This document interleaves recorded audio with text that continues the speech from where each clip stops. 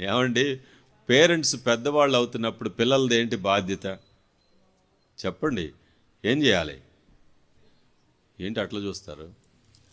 Parents పెద్దవాళ్ళు అవుతున్నప్పుడు పిల్లలు పెద్దవాళ్ళ బాధ్యత తీసుకోవాలా లేదా?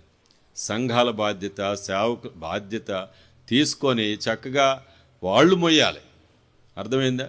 మొయ్యవలసిన వాళ్ళు మరి బలహీనం అవ్వకూడదు, వెనక్కి జరగకూడదు. మా ఉద్దేశం ఏంటంటే, ప్రభు యొక్క ఉద్దేశం, యోహాను సువార్త 14వ అధ్యాయంలో యేసు ప్రభు వారి కోరిక ఏంటి చెప్పండి? నేను చేసిన వాటికంటే మరి ఎక్కువగా చేయాలి. చూసారు, శిష్యుల కొరకు యేసు ప్రభు వారి ఆశ ఏంటి? నేను చేసిన వాటికంటే మరి ఎక్కువగా చేస్తారు వీళ్ళు. అర్థమైందా?